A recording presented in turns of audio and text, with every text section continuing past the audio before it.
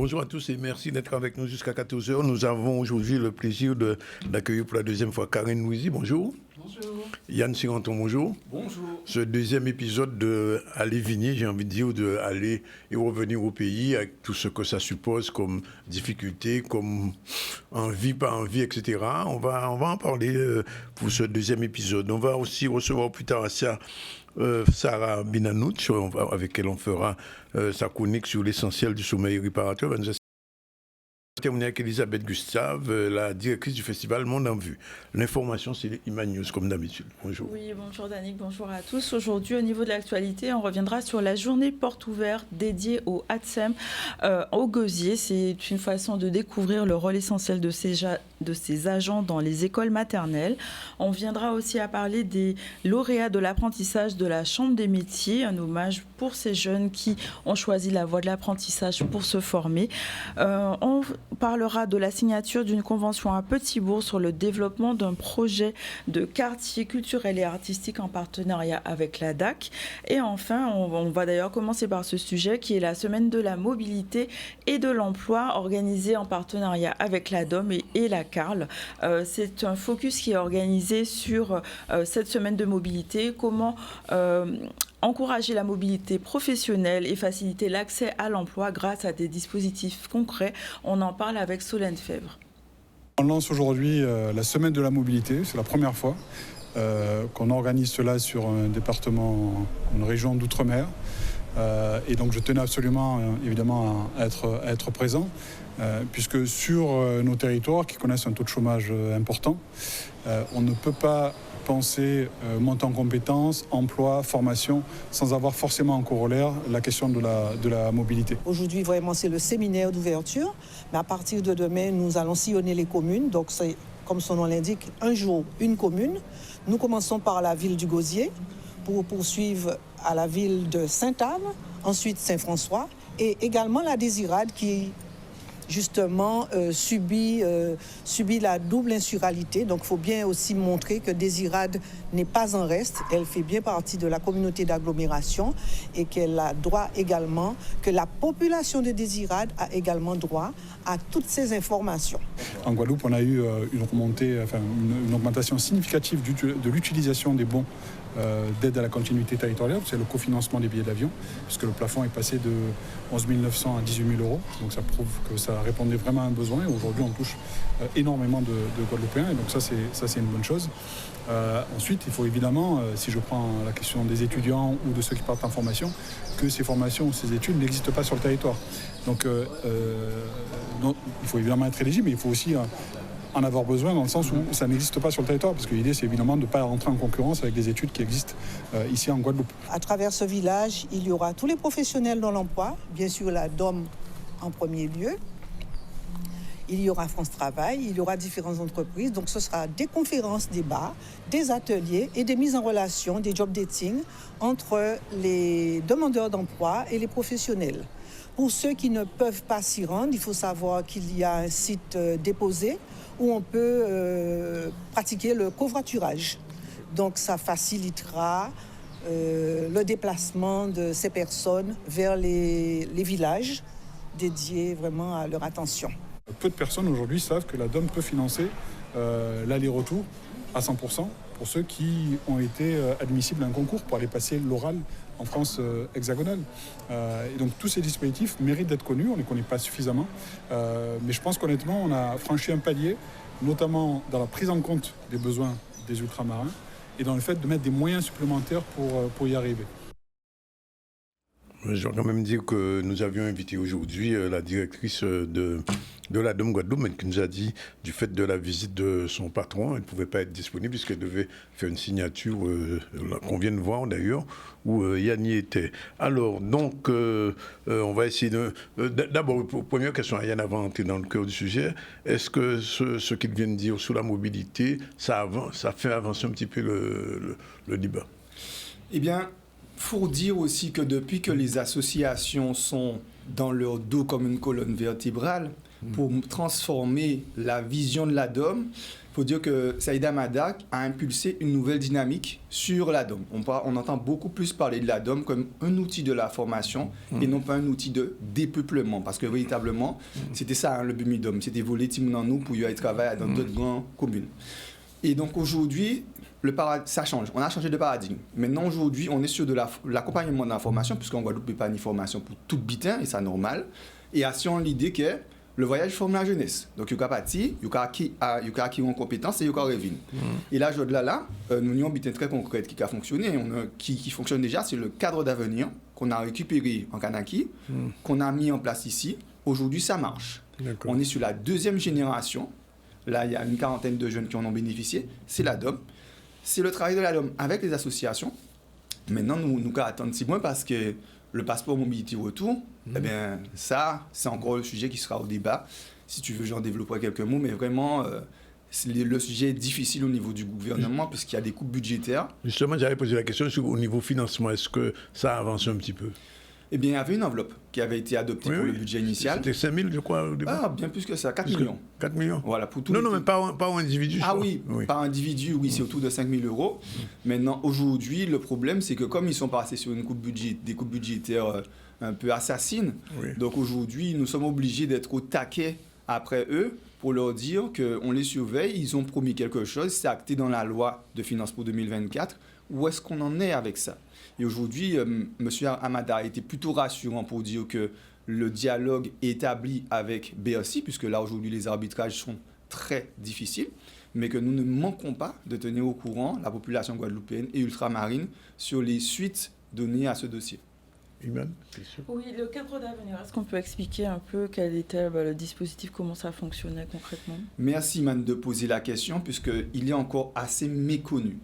Cadre d'avenir, c'est quoi? C'est un outil qui permet, avec une veille autour des besoins en main-d'œuvre sur les fonctions de cadre dans les métiers en Guadeloupe, c'est-à-dire que telle boîte a besoin d'un chef de ceci ou un directeur de cela, il fait remonter l'information à l'ADES et à l'ADOM, et avec ça, on fait un appel à candidature.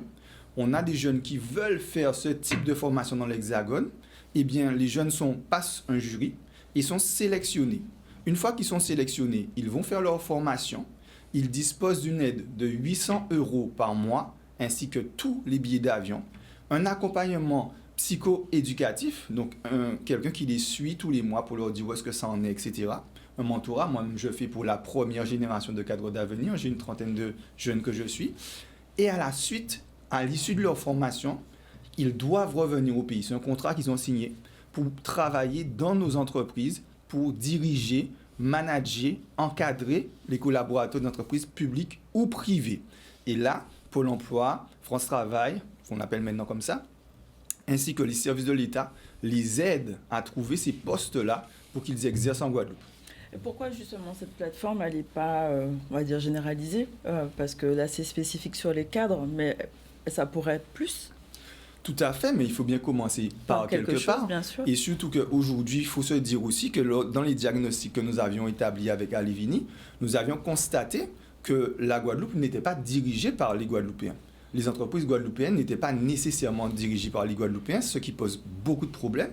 Et il faut même imaginer que même les employeurs qui s'en rendent compte, en se disant, mais quand ils prennent un cadre hexagonal, moi j'appelle ça du mercenariat d'entreprise, qui vient faire 2 ans au soleil, ils mettent énormément de moyens pour que cette personne-là, ça vienne se faire plaisir, profiter de nos plages et notre montagne, et nos bons petits plats, et nos Guadeloupéens et Guadeloupéennes, n'est-ce pas?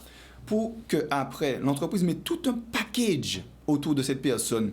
Transport, aide à l'emploi pour l'épouse, aide pour les enfants, voiture de fonction, adapte le fonctionnement de l'entreprise autour de cette personne qui ne va pas rester parce qu'elle était là pour prendre l'argent.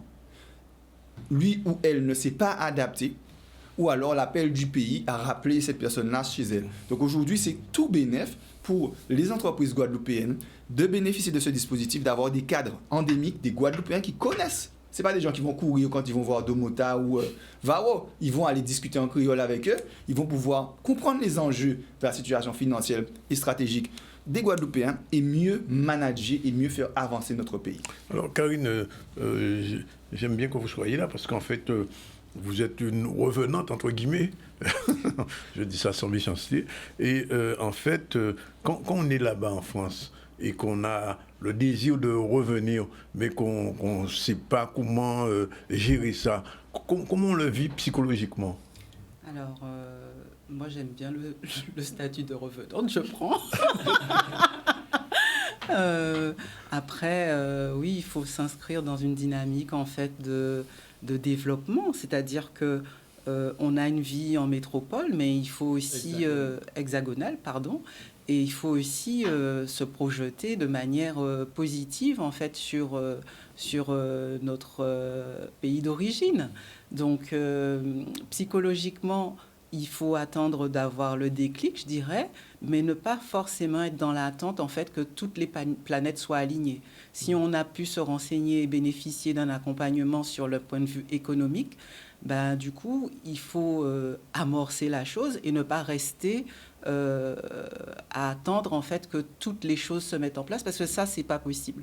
Voilà, ça, c'est pas possible.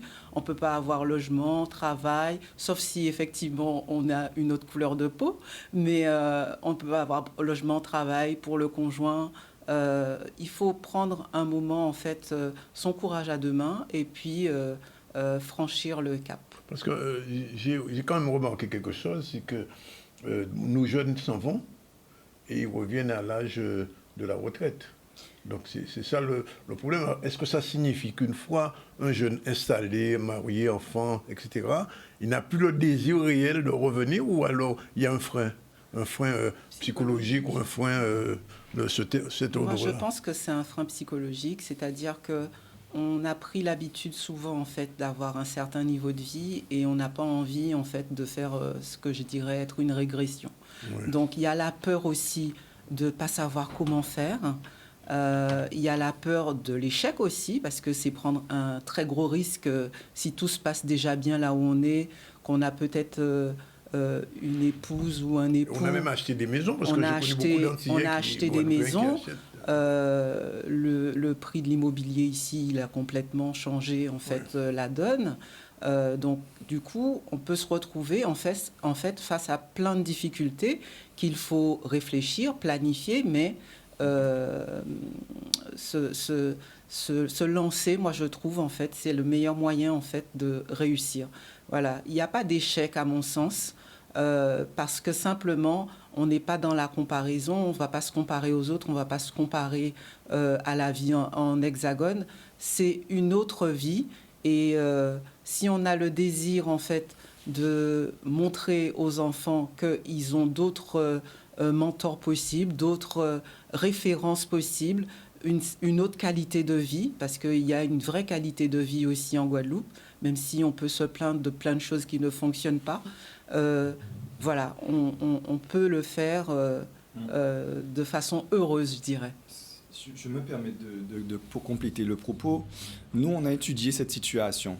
Et il se trouve que dans le retour au pays, ça s'engage soit dans les 6 mois du départ, c'est-à-dire que quelqu'un est arrivé, oulala, ça ne lui va pas du tout, le froid, les gens, il revient, soit entre 9 et 15 ans après être parti en moyenne. Donc ça veut dire effectivement c'est plutôt jeune.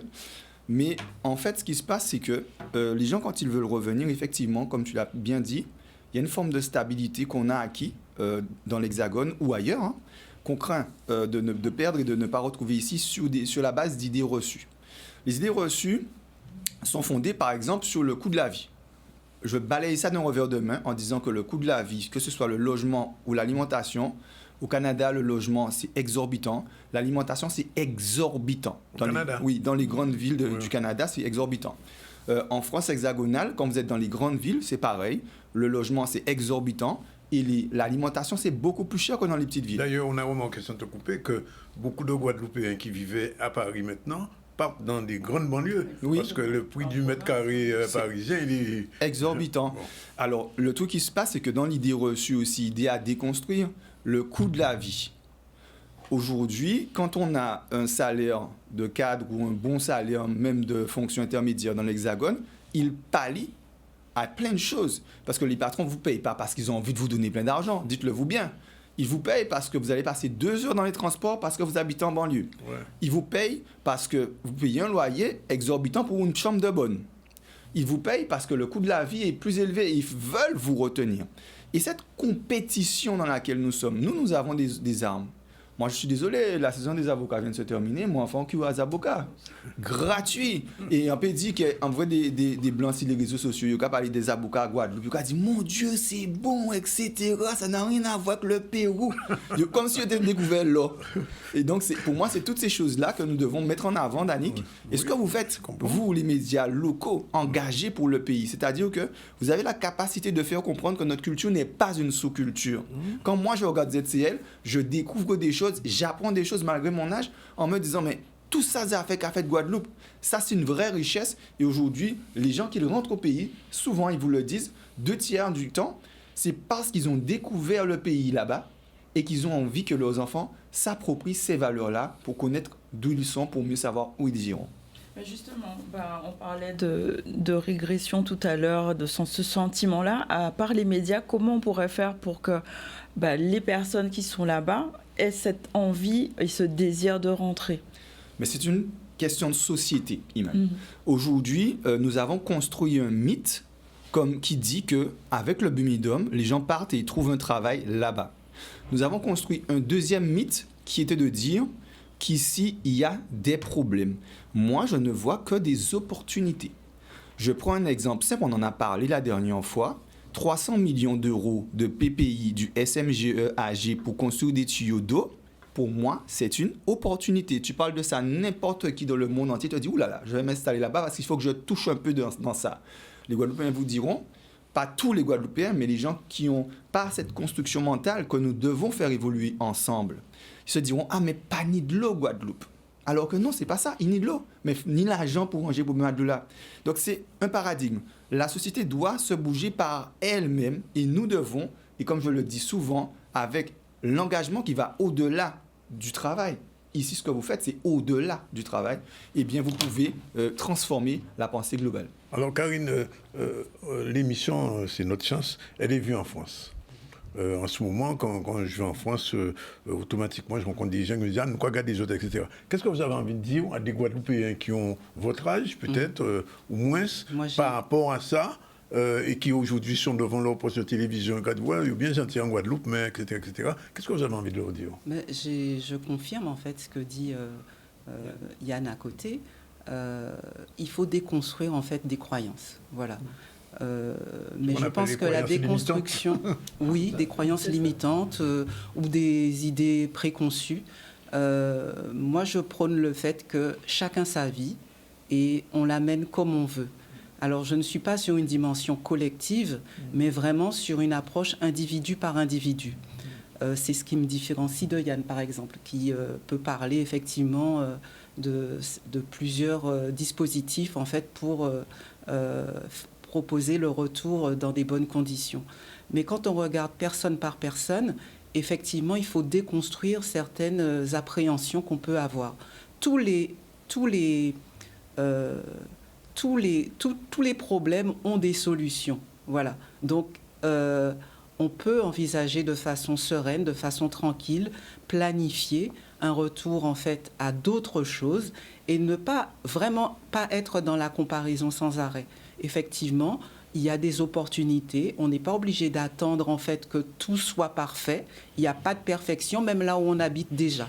Donc, rentrer pour proposer ses services, pour être à l'écoute, pour faire évoluer les choses, avoir effectivement construit son expérience de vie et puis vouloir la proposer et proposer ses atouts, on en a besoin. On en a besoin tout simplement. Et de façon militante, de façon pas militante si vous voulez, peu importe. Moi, je dis chacun sa vie et on n'est pas obligé d'être dans la comparaison de mon frère, ma sœur, mon oncle, ma tante ou des copains. Il faut vivre sa vie pleinement avec les expériences les plus nombreuses et variées possibles. Non, je vous ai posé la question pourquoi, Karine, c'est parce que vous êtes thérapeute. Oui. Probablement vous avez fait le job aussi là-bas. Et vous avez dû rencontrer des Guadeloupéens qui se disaient « Ouais, mais j'ai envie de revenir, mais... » Plein. Plein. Et c'est surtout, en fait, quand j'avais pris la décision de venir, mais alors là, on dirait que tout le monde voulait partir. Et puis, ils me disent, mais on a des enfants, ils sont grands, il y a les études, il y a ci, il y a ça. Moi, je dirais, il y a toujours des bonnes raisons de rester. Et il y en a toujours aussi pour partir. Voilà. Moi, j'ai juste une question pour revenir sur les différents secteurs éventuellement qui sont porteurs d'opportunités ici. À part l'eau, ce serait quel autre secteur qu'on pourrait mettre en avant? Mais en fait, j'aime dire quelque chose sur notre Guadeloupe qui va choquer, décevoir certains, de dire que nous sommes un pays sous-développé dans un pays développé. Ça veut tout dire. Il y a tout à faire ici. Je vois que dans l'entertainment, et peut-être c'est la vision de certains ou d'autres, l'amusement. Les gens viennent en Guadeloupe dépenser leur argent pour s'amuser.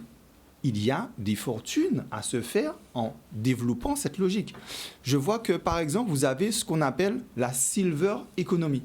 Aujourd'hui, nous sommes un pays vieillissant. Tout le monde vous dira « Ah ouais, maintenant, les gens vieillissent. » Eh bien oui, donc, il faut leur proposer des services puisqu'ils vieillissent. Mais en même temps, ils ont accumulé un patrimoine, ils ont de l'argent, ils ont besoin d'offres de services. Il faut leur offrir des choses. Je vois autour de nous, il y a une étendue d'eau illimitée. Et nous faisons d'ailleurs, nous sommes le joyau de ces Français-là parce qu'ils sont bien contents d'avoir nos eaux territoriales pour revendiquer leur emprise sur toute la planète. Que faisons-nous de cette eau?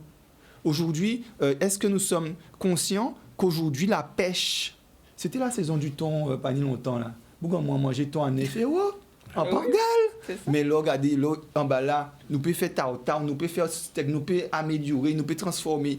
Bref, nous sommes dans un pays qui a tout à faire. Et aujourd'hui, c'est Zier qui lâche. C'est ce qu'on dit en créole. Et aujourd'hui, les collectivités commencent à comprendre que c'est ce développement endogène qui fera, c'est-à-dire un développement par nous-mêmes, pour nous-mêmes, base en nous.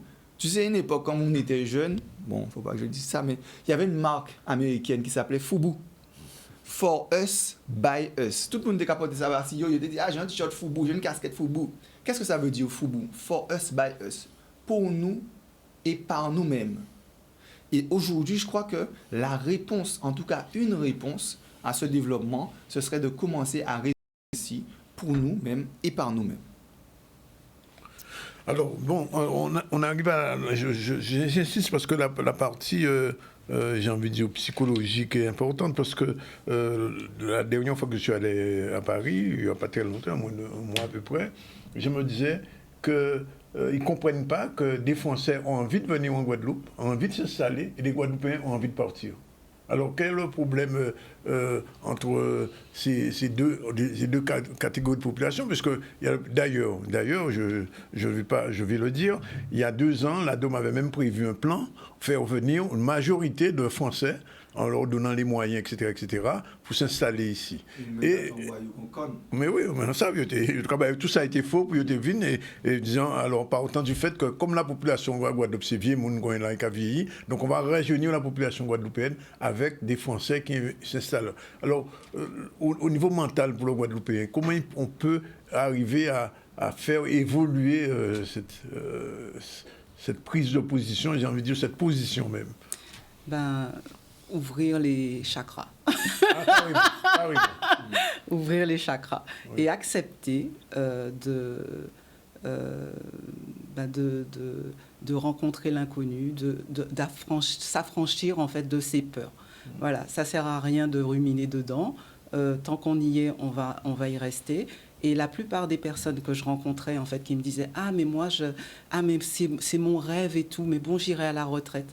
J'irai à la retraite, mais à la retraite, ça sert à quoi, en fait? Parce qu'on n'est plus dans la possibilité de mettre les mains et de participer, en fait, à l'épanouissement, en fait, de son territoire. Donc, il faut être conscient de la valeur qu'on a et de la valeur, en fait, que la Guadeloupe a. Souvent, les personnes qui sont originaires de l'Hexagone, ils ont une effectivement meilleure compréhension, vision de toute la richesse en fait qu'il y a ici. Or, la vie d'avant des Guadeloupéens qui sont partis ne sera pas la vie qu'ils ont à partir en 2024. Voilà. Donc, les choses ont changé. Il y a plein de choses qui ont bougé. il y a des facilités, il y a des complications, il ne faut pas se cacher, mais ça se fait très bien. Permets-moi de te dire un truc, Danick. Tu sais, chez nous, peut-être qu'on n'a pas suffisamment l'esprit colonial. Ah bon? Alors, dans la logique... Pas dire ça. Non, mais l'idée, il faut se dire, prenez bien dans l'idée que cette démarche-là, il y a 70 millions, hein, c'est mon nom. Hein. Alors, peut-être qu'il suffit qu'il y ait 200 000 qui ont une vision et comportement colonial là, pour ça chourbouler l'organisation. Nous, mais en TV, on vient si l'état psychologique. Oui. Juste un tout petit coup de gueule. Tu sais, il y a de ça 2 jours, on m'envoie parce que il y a des moments où on a senti que en Dambitin, faut en parler de ça. Encore souvent papier, le CIO du Nord-Ganter qui a organisé ces jours-là, on a assemblé avec les parents. Ce CIO, c'est bien qu'à orientation scolaire, l'éducation nationale, l'argent nous. On a assemblé pour parler d'étudier au Canada. Ouais, ça. Bon Dieu, sans moi faire un sel dans ton tête en moi, dit non, c'est pas possible. Donc, ça veut dire, il y avait l'argent, nous, que nous avons payé un peu, ou avons payé pour TVA, tout l'argent payé, c'est ça. Nous avons servi avec ça pour faire promotion en pays qui est en difficulté démographique. Voilà. Le Canada, pas ni jeune, ils ont la même situation que nous. Et nous avons fait cette partie, nous avons dit, quand tu as allez faire l'école au Canada. Lorsque tu vas faire tes études au Canada, Danick, pour être ingénieur, eh bien, tu n'as pas forcément une chance de rentrer en Guadeloupe pour travailler avec, puisque les normes sont différentes. Les diplômes ne sont pas validés. Il y a une nécessité de faire une équivalence. Deuxième chose, mais ça, il n'y a pas qu'à dire ça. Au cas où étudier ressources humaines, comptabilité, c'est même bitin-là. Ouais. Quand les enfants sont partis, les parents qu'on a pris, c'est des gens qui ont envie de s'engager pour leurs enfants. Donc, ils sont capables de mettre 15 000 € sur le compte de l'enfant. C'est ça qu'il faut pour pouvoir aller faire les études là-bas. Et donc, une fois qu'on a cet argent-là, on prend donc cette élite guadeloupéenne, des personnes qui sont en capacité d'accompagner leurs enfants, on leur dit, vous êtes au Canada pour vous enrichir le Canada. Ouais. Eh bien, ça, aujourd'hui, je pense que cette mentalité, elle est instruite. Et parfois, on se demande, est-ce que ce n'est pas instrumentalisé pour aller se dire que dans le Nord-Ganter, où il y a déjà si peu de jeunes, ou qu'on prend si peu la carité là, et au besoin pour au Canada. Bon. Ah, on va prendre notre pause, là, il est 12h59, on a bien avancé dans le débat, et on se retrouve tout à l'heure. Alors, il y a une dernière information qui vient de tomber, puisque tu en as parlé, le président du SMAC vient de démissionner. Ah ben tiens.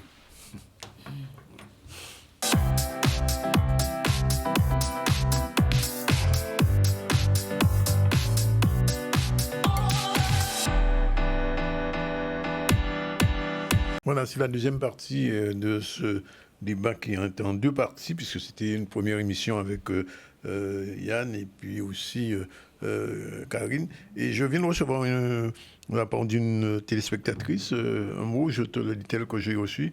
Mon fils a été lauréat de la French Tex pour valoriser les déchets végétaux. Il galère pour trouver des moyens alors qu'il est rentré après ses études pour travailler dans son pays. Que faire? Que peut-il faire? Voilà, question concrète. Oui, très concrètement, la première démarche qu'il doit entreprendre, c'est aller étoffer son réseau. Parce que je vois beaucoup de jeunes qui arrivent au pays et qui pensent qu'ils vont arriver avec un savoir, un savoir-faire, une compétence reconnue et que les portes leur seront ouvertes. Non, c'est pas comme ça que ça fonctionne. Ici, il faut vraiment créer et étoffer son réseau. Il faut faire savoir aussi qu'on est là. Moi, j'ai envie de dire aussi par rapport à ça, souvent, les jeunes considèrent qu'une ligne sur le CV, c'est suffisant. J'ai un master de ceci, ou bien je sais faire des... Non, c'est pas du tout ça. Aujourd'hui, les entreprises et les partenaires qui peuvent financer de tels projets, ils sont très proches, finalement, de la réalité du projet. C'est-à-dire que si ça se plante, mais c'est la famille du chef d'entreprise qui va se retrouver à la rue. Moi, je suis chef d'entreprise, et donc j'embauche un collaborateur cadre qui va me coûter 70 000 €, 80 000 € par an à cause des charges pour lui faire un salaire digne.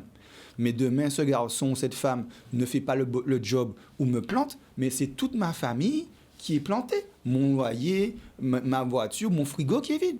Donc ça veut dire qu'aujourd'hui, souvent les gens disent « Ah, en Guadeloupe, c'est filon ». Non, c'est réseau, c'est confiance.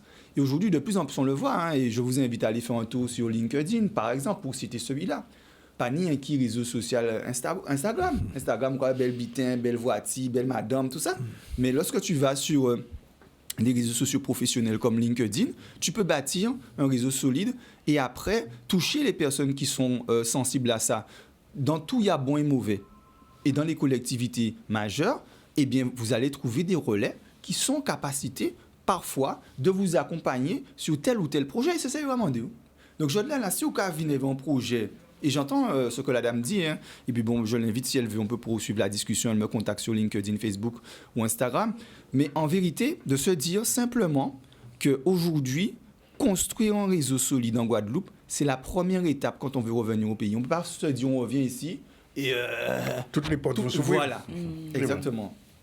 Mais justement, par rapport à ce réseau, est-ce que ce ne serait pas bien de développer une stratégie autour du réseautage pour que ça soit, on va dire, institutionnalisé, on va dire entre guillemets, mais qui ait vraiment des structures qui soutiennent. Bon, j'imagine qu'Alivini le fait, mais d'autres structures qui favorisent cette intégration ou réintégration, en fait. C'est ça, nous à Lévigny, on organise des meet-up, donc ce sont des rencontres, donc d'ailleurs la prochaine ce sera le 12 décembre, hein. On n'est pas encore tout à fait stabilisé sur le lieu, mais de toute façon il faut nous suivre sur les réseaux. À ces moments-là, qu'est-ce qu'on invite? On invite des patrons, on invite des DRH, on invite des journalistes, on invite des politiques, et ces gens-là viennent avec une petite étiquette, et le jeune arrive, il dit bon ben je viens d'arriver, je connais personne, et là il parle librement. Et ce qui est bien, c'est qu'on est entre nous. Et tout le monde te dit, ouais, mais ça c'est filant. Non, frère, on construit un pays.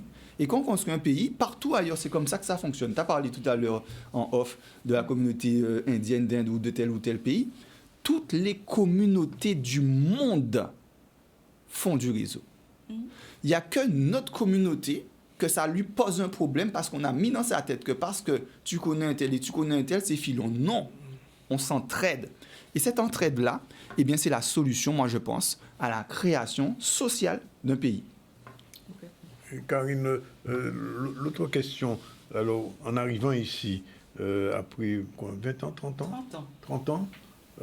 Comment, j'ai envie de dire, la réadaptation se fait mentalement, psychologiquement, du point de vue du quotidien, parce que la Guadeloupe d'il y a 30 ans n'est plus celle d'aujourd'hui.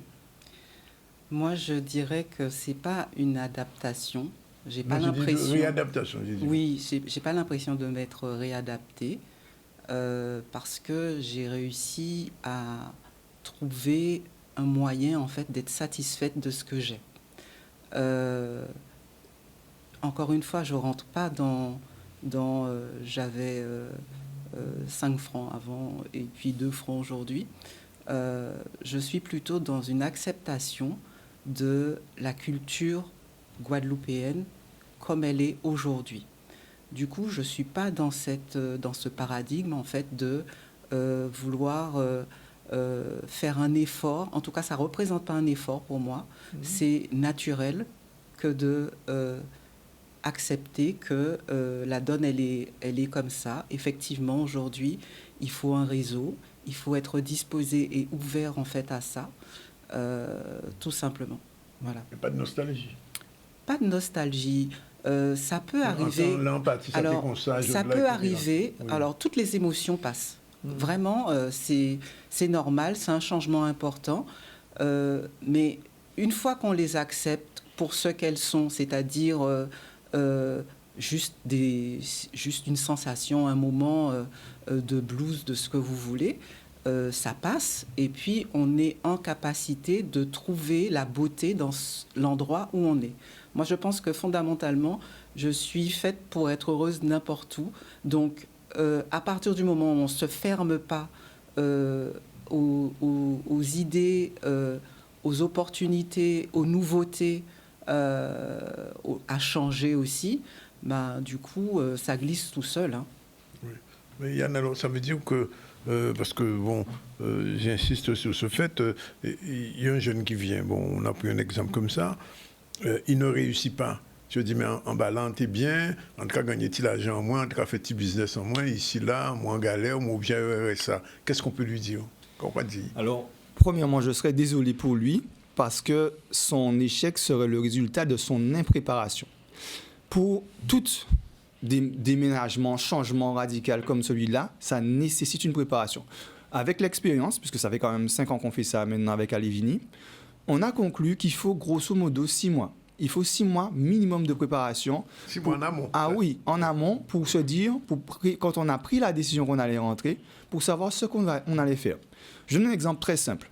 Souvent, on exerce un métier, parce que c'est ça aussi un volet sur lequel on travaille énormément avec Alevini. On a écrit un rapport qui s'appelle le livre Madras sur le retour au pays. Dedans, on a mis en exergue un phénomène, c'est qu'il n'y avait pas de GPEC territorial. C'est quoi la GPEC territoriale? C'est la gestion prévisionnelle des emplois et des compétences territoriales. En gros, tu as un territoire qui se développe et qui se dit, dans 5 ans ou dans 10 ans, j'aurai besoin de ça ou de ça. Ouais. Et la logique voudrait que c'est à partir des besoins futurs du territoire qu'on va décider quelle offre de formation le territoire va mettre en valeur. Et dès lors que c'est fait, le jeune qui va intégrer un circuit de formation, comme il est dans une vision prévisionnelle du pays, la formation qu'il aura acquis va lui permettre de répondre à un besoin du territoire. Ça n'était pas le cas. Aujourd'hui, les jeunes qui sont dans la situation actuelle et qui veulent rentrer au pays, ils ont fait des formations parce qu'on leur a dit, ils vont, il y aura un conseil d'orientation qui dit, qu'est-ce veut faire, qu'est-ce que tu veux faire et qu'est-ce que tu aimes faire. Et à aucun moment, on lui a dit, mais où tu veux faire ça?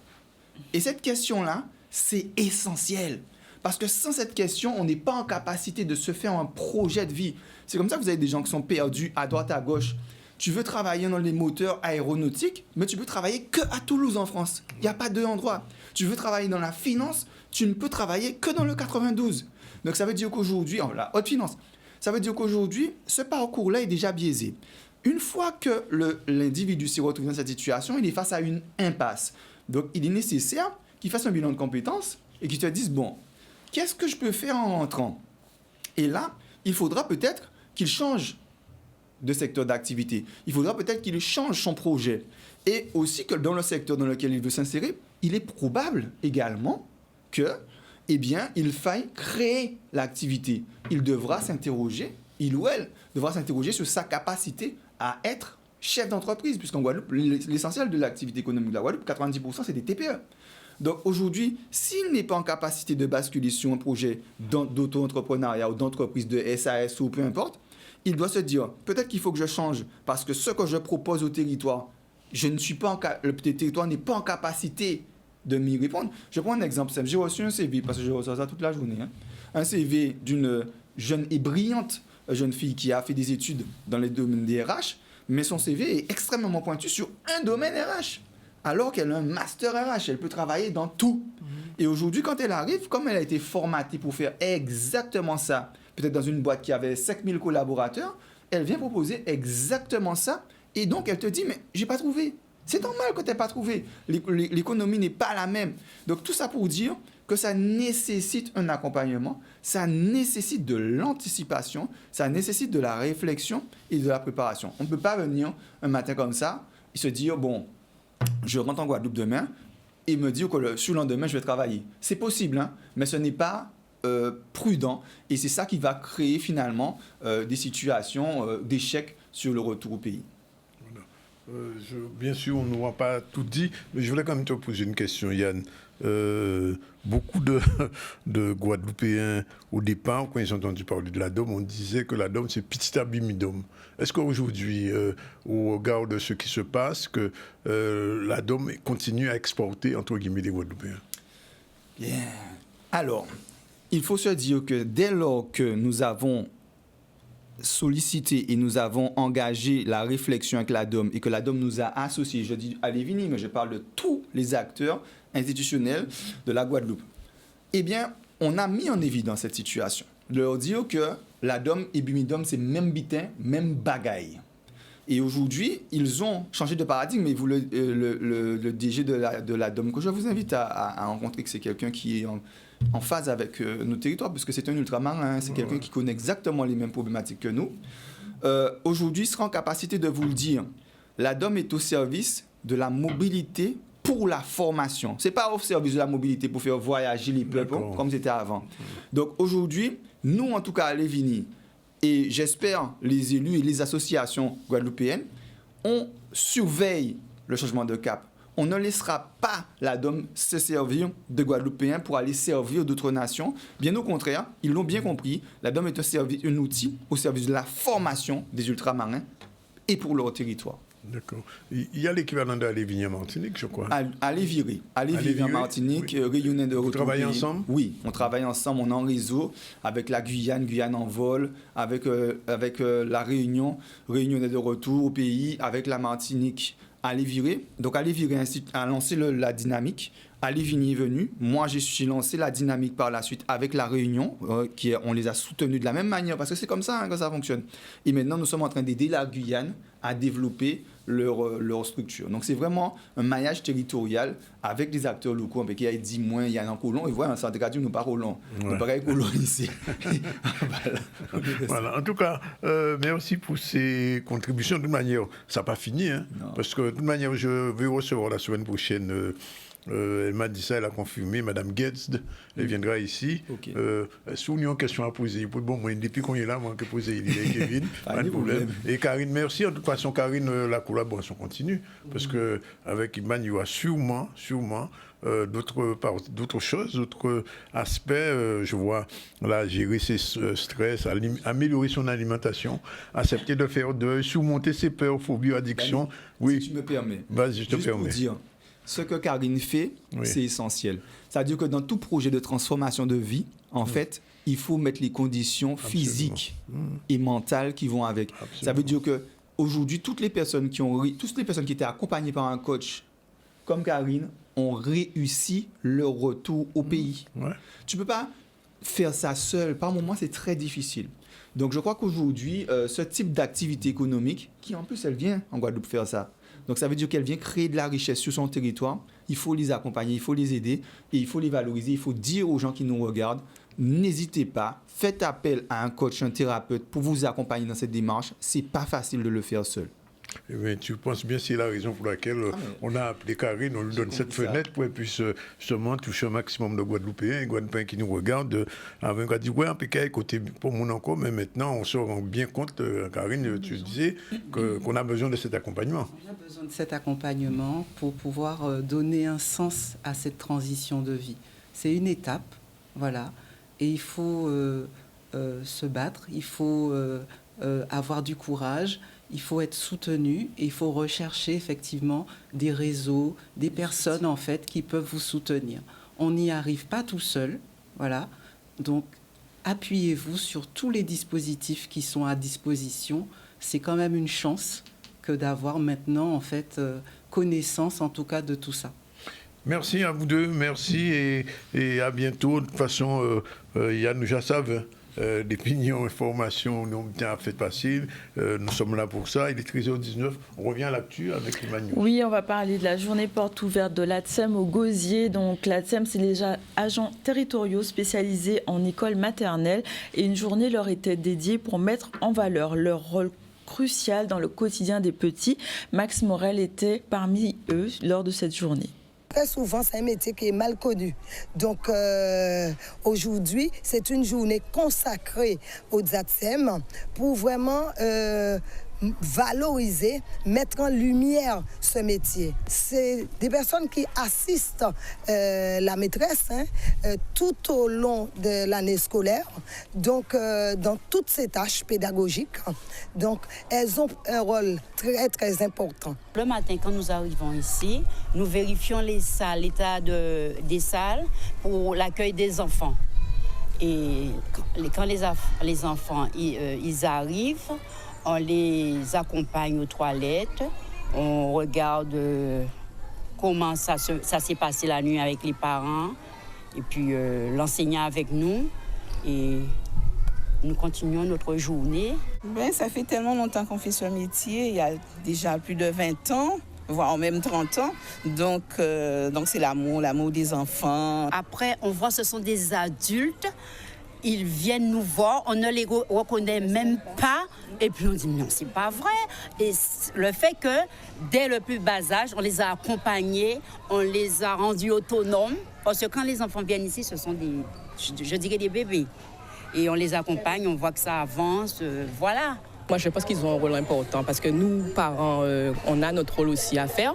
Mais quand on part travailler, quand on part faire notre journée de travail, on laisse nos enfants, ils sont livrés au personnel de l'école. C'est un rôle très important parce que ça permet d'aider les élèves dans leur éducation, dans leur apprentissage, voilà. Parce que moi, j'ai mon enfant qui est là, il avait un problème de langage et maintenant, on va dire que ça va mieux. Ils ont un métier très important dans la classe et pour la maîtresse. Ça accompagne, ça soulage, ça aide un enfant qui rentre peut-être à l'école, qui est peut-être pas propre ou qui a des petits oublis, enfin, même à la cantine. C'est quelque chose que, ouais, je pense qu'il en faudrait plus. Voilà, direction maintenant Petit-Bourg, où une nouvelle convention vient d'être signée pour lancer un projet de quartier culturel et artistique en partenariat avec la DAC. C'est un projet qui s'inscrit dans une volonté de créer des espaces où la culture, les arts et la tradition peuvent s'épanouir au cœur des quartiers. On voit un reportage de Vianney Valverde. On vit des moments formidables à Petit-Bourg. Nous faisons de la transformation d'un territoire, la transformation notamment le cœur de ce territoire-là, qui est le centre-ville. Centre-ville qui a toute son histoire, nous transformons, oui, mais nous voulons aussi valoriser l'existant. Et c'est vrai que j'ai confié la mission à mes équipes de pouvoir non seulement nous faire des propositions pour gérer ce que nous avons comme patrimoine bâtimentaire dans le centre-ville, et je leur ai dit qu'il ne s'agit pas uniquement de proposer de la démolition, mais qu'il fallait valoriser ce que les familles ont laissé à leurs héritiers.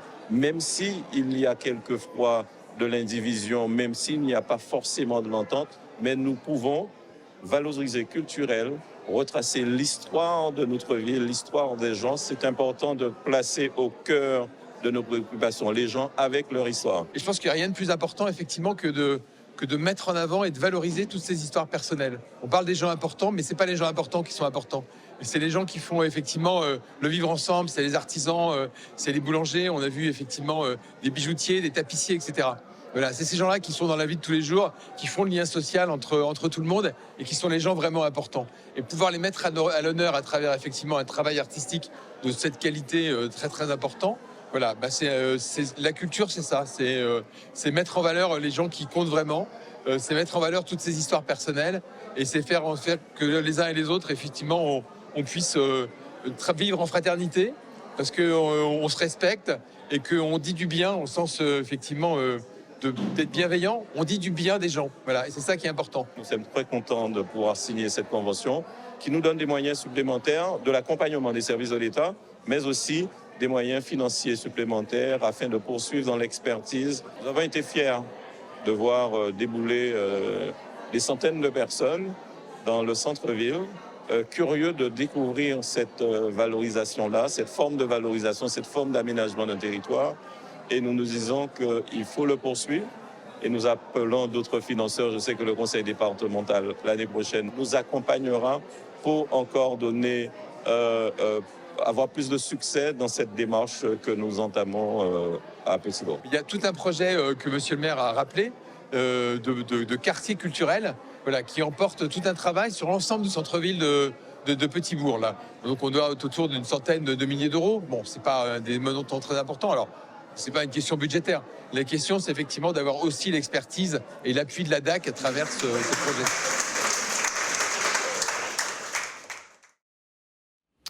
Voilà donc un projet porteur d'espoir qui met en valeur l'art et la culture dans les quartiers. On va faire notre deuxième pause publicitaire. On revient tout à l'heure avec Asia pour sa chronique Régénérescence.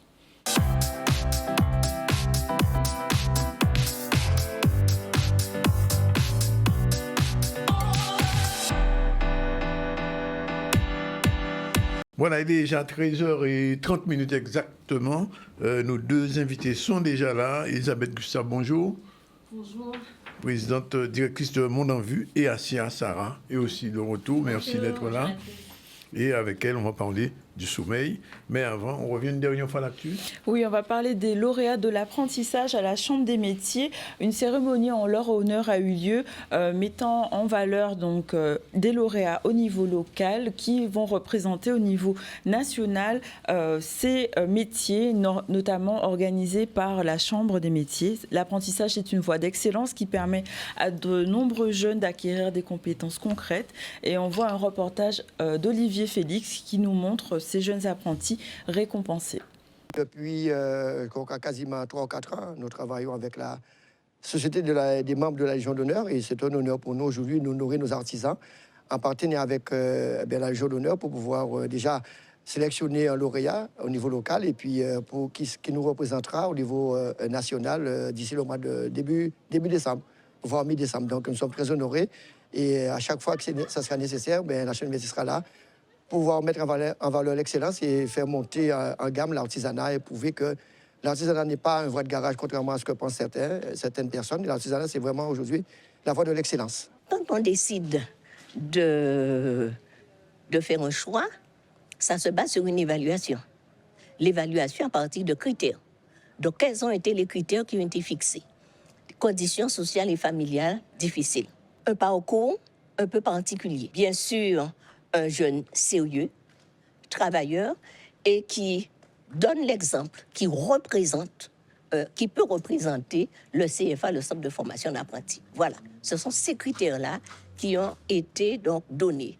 Et il faut savoir que le jeune Favel, c'est un jeune sérieux, situation difficile, et qui travaille et qui est sérieux. Donc il fallait l'encourager pour qu'il aille plus loin. J'ai perdu ma mère en 2022,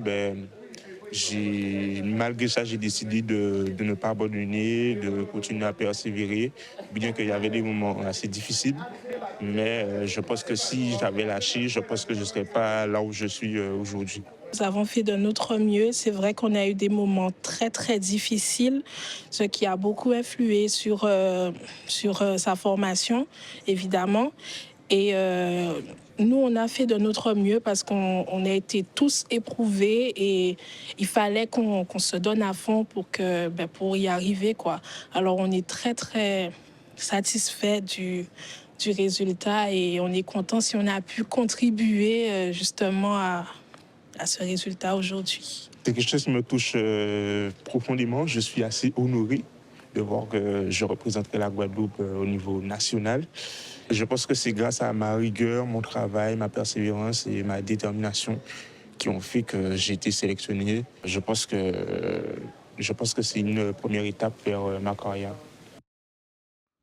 Voilà, bien, on va parler cinéma tout de suite, puisque la directrice du festival Monde en Vue est là. Le Monde en Vue a débuté depuis vendredi dernier. En fait, j'ai envie de poser la question. Bonjour, Madame Gustave et Elisabeth de son prénom de Rennes. Est-ce que c'est un festival de cinéma ou c'est un festival tout court? Parce qu'il y a beaucoup de choses, il n'y a pas que du cinéma. C'est un festival de films et d'idées. Et d'idées, d'accord. Donc, se réunissent tous les arts. Oui. Et les gens qui viennent de partout. Et cette année, on est beaucoup sur les conversations diasporiques. C'est-à-dire Conversation diasporique, c'est qu'on a des invités qui viennent de la diaspora, la Grande Caraïbe, la diaspora africaine. On a, par exemple, Alexis Peskin, qui est afro-brésilien. Hier, on a reçu des Martiniquais, M. Bernabé. Ah ben voilà, oui. Lui aussi, il vient de la diaspora. Oui, il vient de la diaspora aussi. Et puis, on a aussi Pierre-Michel Jean ce soir. Alors, j'invite les gens à aller à Proto parce que Pierre-Michel Jean présente un documentaire extraordinaire. Les relations entre Haïti et la République dominicaine ont toujours été très compliquées. Voilà. Très compliqué. Et il revient sur le massacre qui a eu lieu... Et avec un film qui s'appelle L'oublies-tu deux fois à 19h.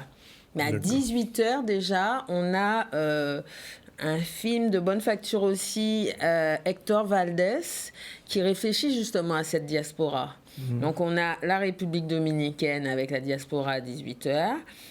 Et Haïti à 19h. Donc c'est des pays voisins, mais qui ont une relation tumultueuse et à des moments tragiques. Oui. Alors, demain, je vois que... Non, c'est demain. Il y a Mémoire de Caz. Alors ça, je ne sais pas c'est quoi ce film, Mémoire de Caz sur la Guadeloupe. Alors, c'est cet artiste qui n'est pas de la Guadeloupe, mais qui y vit depuis longtemps et qui a une fille guadeloupéenne, qui réfléchit beaucoup à l'héritage de sa fille. Et elle a travaillé sur un projet qui a emmené une foule de gens à... C'est pas pour lui déjà. Comment s'appelle cette ville où elle habite? Vous n'êtes pas allé à cet événement, c'était la semaine dernière, je n'étais pas là, oui. À Petit-Bourg. À Petit-Bourg. Oui, sur les photos qui sont sur les images sur le mur, là. C'est d'eau à restituer la mémoire de gens qui habitaient dans des cases. C'est les cases vides du centre-ville de Petit-Bourg. Et elle a créé un parcours, mais elle a fait tout un travail qui a duré 1 an. Elle a rencontré les familles, elle a cherché les photos, elle a voulu connaître leur vie. Et elle a déposé ses œuvres religieusement sur ces cases. Donc c'était un moment très très fort, je pense, pour la commune de Petit-Bourg. Alors autre chose, ce festival, c'est qu'il est un peu partout. Au Musart, à Félix Photo, d'Arbo à Basse-Terre, surtout pas tout. Nous tout pas tout parce que la Guadeloupe, grand, mine de rien. On essaie d'inviter les Guadeloupéens à venir parce que je pense que c'est un festival qui pourrait intéresser toute la population, qui devrait intéresser toute la population. Donc, on n'a pas encore les moyens d'être dans chaque commune, mais ça serait bien, en fait. Oui. Parce que quand même, Mémorial Arc, Résidence, Espace Régional du Rézé, Cinestar... oui. Gilles Fleureau, même à Goubert, oui. Alors, et comme on dit, jusqu'à Basse-Terre. Bien oui, avec Sarah et Pierre. Alors, je vous rappelle quand même qu'il y a beaucoup de modifications parce que le Mémorial Act a subi un dégât des eaux. Et on était essentiellement au Mémorial Act. On y sera encore le samedi 19 pour la clôture dans la petite salle. Ce sera réparé ? Non, enfin je ne sais pas, mais je ne pense pas. Je crois que c'est une question d'experts, il faut attendre l'expert, etc., que ce n'est pas prudent de faire venir du public dans la salle des congrès, mais on y sera pour la clôture quand même. En fait, le 19, j'invite tout le monde dès 9h du matin jusqu'au soir au Mémorial Act, parce qu'on a toute une série de conférences. Vous avez vu ? Oui, je vois, conversation autour de la pratique décoloniale dans la Caraïbe. Exactement. Oui. Alors, c'est Olivier Marbeuf qui nous a invités tous ces gens-là, des penseurs sur... puisqu'on parle tout le temps du mot décolonial, on a des gens qui disent qu'ils n'aiment pas ce mot-là. C'est un peu comme... quel est l'autre mot comme ça qui... Enfin, je suis trop fatiguée pour le trouver, mais... Moi, j'ai voulu réfléchir sur la pratique décoloniale. Qu'est-ce qu'on fait, en fait, de ce mot-là ? Est-ce qu'on essaie de se décoloniser ? Comment ? Est-ce que c'est possible ? Oui, mais Elisabeth, il y a des gens qui n'acceptent même pas le fait de dire que la Guadeloupe est encore colonisée. Alors, ils ne sont même pas encore arrivés à ce stade-là. Alors, à forte raison, parler de décolonial, parce que, en fait, si on ne comprend pas que la Guadeloupe, c'est encore une colonie, enfin, la Guadeloupe, la Martinique, tout ça, ou même la Kanaky, alors le décolonial, bon, c'est une bonne idée, mais enfin... c'est aussi réfléchir avec des universitaires qui ont travaillé sur la question, avec comme Joao Gabriel, qui est de chez nous, qui est en train de faire une thèse, Linda Boukris, qui travaille sur la géographie, Eddy Firmin aussi, qui est de chez nous. Il a fait sa thèse sur le décolonial en art. Oui, bien sûr. Donc, et pour certains, ça peut être un mot qui fait peur. Il est là, Eddy Firmin, parce qu'on m'a dit qu'il était au Canada récemment. Oui, il est venu pour le festival. Il est là. Vous voulez l'inviter ? Volontiers, c'est quelqu'un que j'aime bien et j'aime bien ce qu'il fait. Moi aussi, j'aime beaucoup et sa pratique artistique et les idées qu'il véhicule. Et donc, le décolonial, mais c'est à travers tout, en fait. L'art, la littérature, la transmission des savoirs, l'écologie, l'autonomie alimentaire, c'est quand même des sujets d'aujourd'hui. Et puis, il ne faut pas oublier quand même... notre confrère Harry Roselma qui présente son dernier ouvrage. Oui, Harry est là, il nous a fait cet honneur. Pas seulement son ouvrage d'ailleurs, il a commencé par présenter l'État républicain, justement. Oui, bien sûr. Et ce soir, il est en signature à partir de 16h à la FNAC Millénis. Il sera à l'Arawak pour présenter son dernier ouvrage. C'est ce soir? C'est ce soir. Mais de toute façon, demain, il sera ici. C'est ce soir à 19h. Et je pense qu'il vous attend et il sera interrogé par Apolline ce soir. C'est Apolline qui... Oui, à l'Arawak, mais ici, c'est Iman qui va l'interroger. Bon, Iman. alors, une dernière chose. Le jury qui se rencontre, parce qu'on a reçu un membre du jury hier, il y a Obia, enfin, Sonia Derio, ils devront statuer sur combien de films? Alors, chaque jury a un nombre de films différents. Il y a 3 jurys. Donc, Oui. En tout, ça fait 25 films. 25 films? Voilà. C'est l'ensemble du festival, en fait. C'est l'ensemble du festival. Oui. Court-métrage et long-métrage. Hein. Court-métrage et long-métrage. Les courts-métrages sont dédiés aux étudiants lycéens. Et on a un prix de la fiction et 2 grands prix. Le grand prix Alliance Ciné Caraïbes, c'est-à-dire nous, et aussi la Ligue des droits humains. De l'homme, la Ligue des droits de l'homme. Ok, bien. On est bien content de vous avoir reçu, vous nous dire tout ça, et puis vous viendrez à la fin du festival pour faire un petit peu le bilan. On va faire le bilan. Voilà. Maintenant, c'est la partie Iman Psy, là. Oh là là. Avec Sarah. Sarah, on relance le générique de Asia Sarah pour la régénérescence. Bienvenue sur la chronique Mission Régénérescence. Mission Régénérescence intervient auprès des familles, auprès des seniors, auprès de la jeunesse et en intergénérationnel. Elle promouvoit la santé, la vitalité au niveau physique, au niveau mental et au niveau émotionnel. Alors aujourd'hui, on va parler de sommeil. Quel est l'intérêt de parler déjà du sommeil et comment on peut améliorer son sommeil? Alors oui, aujourd'hui, le sommeil. Pourquoi j'ai choisi le sommeil aujourd'hui? Parce que c'est vraiment primordial de prendre soin de son sommeil, Iman. Et en fait, le sommeil a un impact considérable sur, que ce soit le côté physique, sur notre bien-être physique. Quand on a un bon sommeil, physiquement, on se sent bien, on est capable de pouvoir faire du sport, de pouvoir faire toute activité dans la journée. Et il a aussi un impact au niveau mental, il joue sur nos pensées. Donc, quand on dort bien, nos pensées, elles sont beaucoup plus positives, beaucoup plus posées. Et au niveau émotionnel, l'impact qu'il a, ça va être, tu sais, dans la gestion de nos émotions. Donc, on va être plus apte à gérer nos émotions quand on a un sommeil qui est de qualité. Et justement, comment on fait pour savoir qu'on n'a pas un sommeil de qualité? Quels sont les signes d'un mauvais sommeil? Il y en a beaucoup. Les signes qu'il peut y avoir, ça peut être déjà la fatigue, ça c'est inévitable. Hein. La fatigue physique, l'on va ressentir dès le réveil. Par exemple, quand on se lève et qu'on se sent déjà fatigué au réveil, c'est vraiment en fait l'alarme qui montre que le sommeil a été en dette depuis plusieurs jours, voire plusieurs semaines. Est-ce qu'on peut justement rattraper la dette ou c'est quelque chose de difficile? Oui, ça se rattrape heureusement. Ça met un peu plus de temps que si on a juste passé une nuit de folie et voilà. Si effectivement il y a plusieurs jours, voire plusieurs semaines, ça se rattrape, mais ça demande du temps.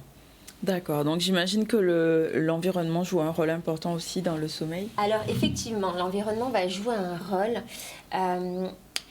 Ici, ce qu'il faut favoriser vraiment, ça va être un environnement calme. Ça, c'est inévitable pour trouver le sommeil. Un environnement qui va demander à ce qu'il n'y ait pas trop de bruit. On va se sentir dans une certaine température où la température sera tempérée, fraîche. Donc ça, c'est une première chose. Favoriser les boules caisses si c'est pas possible. Et puis... éliminer les écrans, j'imagine aussi. Ah, les écrans. Ça, c'est le fléau du moment, effectivement. La problématique avec les écrans, c'est qu'il y a cette lumière bleue qui va à l'encontre d'une hormone qui s'appelle la mélatonine. Et cette mélatonine, on la produit tous et elle va favoriser l'endormissement. Et lorsque nous sommes devant nos écrans, eh ben, malheureusement, le signal que nous donnons à notre corps, ça va être le suivant: je suis réveillée et apte à faire toute chose. Et donc, ça se met en incohérence avec le besoin de trouver le sommeil. D'accord. Est-ce qu'il y a des aliments qu'on peut privilégier pour favoriser le sommeil ? Oui, il y a des aliments, on les connaît et c'est vrai qu'ils sont assez à favoriser parce qu'ils sont riches en une substance qui s'appelle le tryptophane. Et ces aliments, ça va être par exemple la banane, les produits laitiers, les noix. Donc ça, c'est des aliments qu'on peut manger. Donc un lait chaud le soir avant de dormir. Oui, on entend très souvent le lait chaud le soir qui favorise le sommeil. C'est vraiment pas... C'est une méthode de grand-mère, mais qui est vraiment à mettre en place, effectivement. Donc c'est important, j'imagine, d'avoir une routine, on va dire, pour favoriser l'endormissement. Alors oui, c'est rigolo parce que très souvent, on pense que les routines sont pour les enfants, tu vois. On va, par exemple, dire à nos enfants, non, ne mets pas trop d'écran le soir, mets-toi au calme, je vais te raconter une histoire. Et en réalité, vraiment, la routine, elle est à mettre en place avant toute chose pour soi. Parce que nous sommes la source en tant que parents. Et puis, cette routine, en fait, elle va favoriser notre horloge biologique, tu vois, la régulation de cette horloge biologique. Donc, la routine, elle est vraiment à mettre en place. Donc, par exemple, une routine, bon, là, tu as parlé pour les enfants, mais pour un adulte, ce serait quoi, par exemple ? Alors, l'idéal, c'est d'avoir plus ou moins toujours le même nombre d'heures de sommeil. Tu vois, par exemple, voilà, je pars sur 7 à 8 heures de sommeil, c'est vraiment le minimum. Ne pas se coucher au-delà de 23 heures, c'est l'idéal. Et avant de trouver le sommeil, partir sur quelque chose, sur des activités calmes, zen. Privilégier la lecture, privilégier les musiques douces, la méditation, la sophrologie. Forcément, on va en parler. On va en parler tout à l'heure. Bien sûr. Mais oui, tout ce qui est activité, en fait, qui, si tu veux, va donner l'indicateur au corps et au cerveau de « je suis en cohérence et je veux aller vers le sommeil ». Et justement, comment la sophrologie va aider à favoriser l'endormissement ou à mieux dormir ? Est-ce qu'il y a des techniques ? Est-ce qu'il y a des choses que les gens peuvent implémenter tout de suite, par exemple ? Oui. Alors la sophrologie, elle est vraiment, à mon sens, une pratique extraordinaire pour le sommeil. Parce que, si tu veux, à travers la sophrologie, on va faire des séances portées sur la favorisation du sommeil. Donc, je vais te mettre en situation de relaxation, de visualisation, qui va te permettre, en fait, Iman, de déjà visualiser, déjà s'il le faut, dans un premier temps, relâcher les tensions. Tu vois, parce que très souvent, ça c'est important, si on n'arrive pas à un sommeil facile et réparateur, c'est parce qu'on est sous tension et il y a du stress qui se pose là. Donc ça, c'est une première chose, relâcher les tensions. Et ensuite, à travers, je te disais, des exercices de relaxation, de visualisation, je t'amène en fait à vraiment un bien-être immédiat. Donc, si tu veux, tu vas lâcher les pensées parasites qui font déjà au quotidien, parce que quand on a un sommeil qui est délicat la nuit, c'est parce que déjà le jour... Dans la journée, ça rumine un peu déjà. En fait. Voilà, on est dans cette optique de pensée parasite la journée, de stress, tu vois. Et en plus, aujourd'hui, on vit une vie, il faut dire, qui est stressante. On ne peut pas faire sans. Donc, l'idée, c'est vraiment de pouvoir lâcher ce stress et favoriser le sommeil avec des exercices bien spécifiques. Donc, quelqu'un qui a des problèmes de sommeil, qui vient te voir en tant que sophrologue, donc tu as parlé de visualisation, de lâcher un peu les pensées ruminantes. Qu'est-ce qu'on peut avoir comme exercice qu'on peut après faire chez soi ? Ah, alors, astuce simple d'exercice qu'on peut faire chez soi, qui va être déjà porté sur, voilà, imaginons que vous avez des tensions. Et que vous vous sentez vraiment tendu et que le sommeil ne va pas arriver parce qu'il y a du stress physique qui se pose, il y a un exercice que je vais vous proposer qui va être le suivant. On va secouer, porter notre attention sur nos épaules et secouer nos épaules. Moi, j'appelle ça secouer le cocotier. Tu vois ? Le cocotier, d'accord. Pourquoi ? Parce qu'en fait, si tu veux, toutes ces pensées parasites, eh ben, je les associe à des pensées qui vont se loger dans la tête et qui ont besoin d'être Alors, comment éliminées. on fait ? Alors, ça donne l'exercice suivant. C'est très simple. Danick, il faut le faire aussi. Ouais, on fait l'exercice. Oui. On fait l'exercice. Allez, tous les trois, on joue bien le jeu. Et vraiment, vous allez pouvoir l'utiliser, même pour vous. Ah non. Là, tu vas relâcher les tensions et on va vraiment se mettre en condition de « je suis tendu et j'ai besoin de relâcher les tensions ». D'accord ? Donc, ça se fait de la manière suivante. Inspirez profondément. Bloquez votre respiration et secouez vos épaules. Allez-y, secouez avec l'intention de relâcher et souffle. Et ça, on va le faire 3 fois. D'accord ? Alors, prochaine inspiration profonde, j'inspire. Je mets mon attention sur ces pensées que je veux relâcher et je secoue pour les relâcher. Allez-y, on secoue et je le dépose. Arrête, n'empêche de relâcher les mauvaises pensées. Danick est très sérieux, il était à fond. Ah oui, désolé. Non, c'est la tête qu'il a fait, ça m'a fait rire. C'est des pensées en couleur. Elle est pas... Excellent. Ok, on reprend. On reprend. Ne me fais pas, je te regarde même pas. Désolé. Ne me regardez pas. Je donne ce ton-là. Bon, allez. Bon, attention. Dernière fois. Oui. On y va, inspiration profonde. Je bloque la respiration, je bloque sur les pensées que je veux déposer et j'y vais, je secoue et je relâche en soufflant. Voilà, ici on sent déjà quelque chose qui s'opère. La joie est sur le plateau. Oui, ça va. Non, mais ça va, elle est une bonne thérapeute. C'est ça la sophrologie directe en live. Direct en live, voilà. Donc avec ces petits exercices, ces petites routines, voilà, on favorise l'endormissement, on se met dans un cocon et ça permet justement d'avoir après toute l'énergie qu'il faut pour la journée, c'est ça. Voilà, en fait, ici, on était vraiment sur le processus de j'inspire, je bloque, je secoue pour relâcher et je relâche.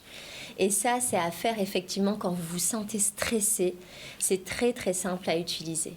J'ai une deuxième astuce qui est beaucoup plus douce et celle-ci, elle va être pour les pensées parasites. Tu vois, pour lorsque tu ne te sens pas forcément agité dans ton corps, mais tu sens que ça rumine. Et en fait, l'idée ici, ça va être de déjouer ces pensées parasites. Et donc, la manière suivante va être, je pose ma main sur mon ventre, allongée tranquillement dans mon lit, et je vais porter mon attention sur la respiration.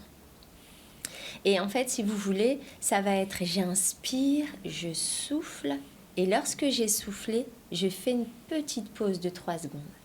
Donc, tu vas pouvoir le faire avec moi ? Bien sûr. Ok. Donc, on pose les mains donc sur le ventre, j'inspire, je bloque la respiration, je souffle.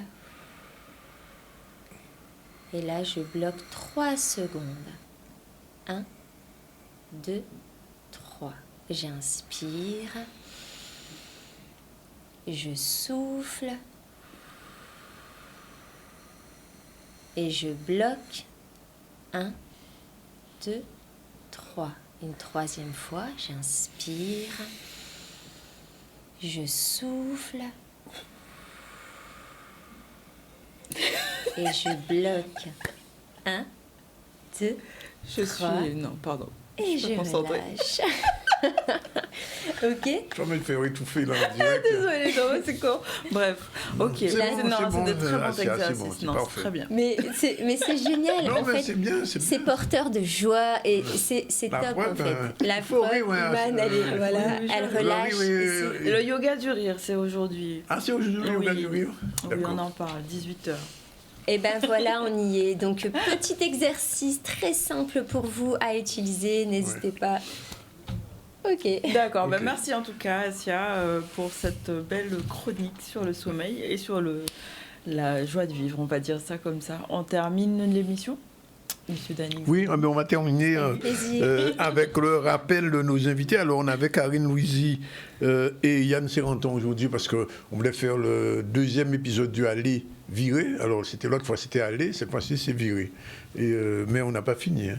Et j'annonce qu'on va recevoir la directrice de la DOM la semaine prochaine et avec elle, on fera un petit point sur la question de la mobilité, puisqu'il y a un parcours mobilité qui est prévu. Sinon, on a reçu aussi Elisabeth Gustave. Elisabeth Gustave, eh bien, elle est la directrice du festival Monde en Vue, qui se déroule en ce moment jusqu'au 19. Il y a plein de films. 3 jurys, on a reçu hier un membre du jury.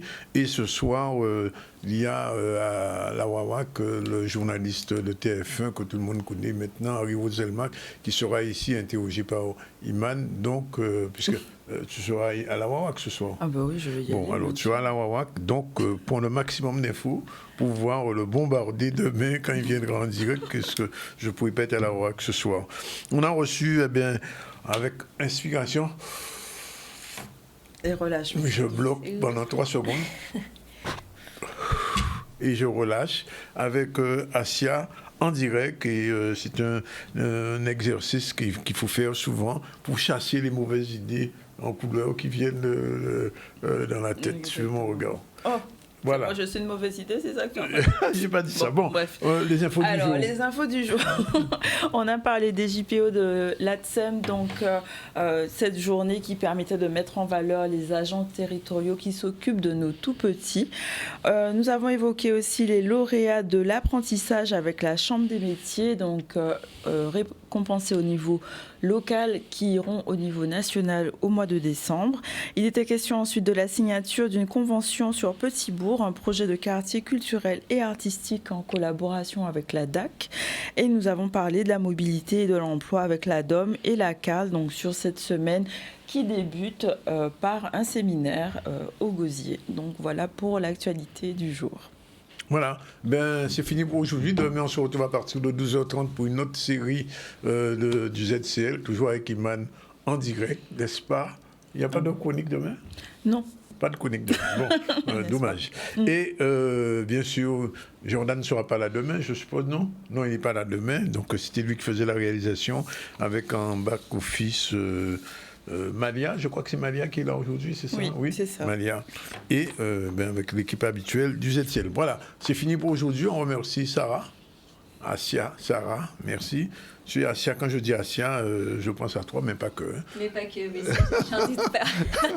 Bien, voilà. Allez, merci d'être avec nous aussi souvent. On salue nos amis de France. Aujourd'hui, il fait 17 degrés à Paris, on m'a dit. Donc, ouf. Ça va ici quand même, hein. On est à 30. Non mais 17 degrés, ça va. 17 degrés, ça va? 17 degrés, ça va. Ouais, mais tu ne pourras pas aller comme ça à Paris à 17 degrés. D'accord. Ok. Allez, ciao, bye. À demain à la même heure.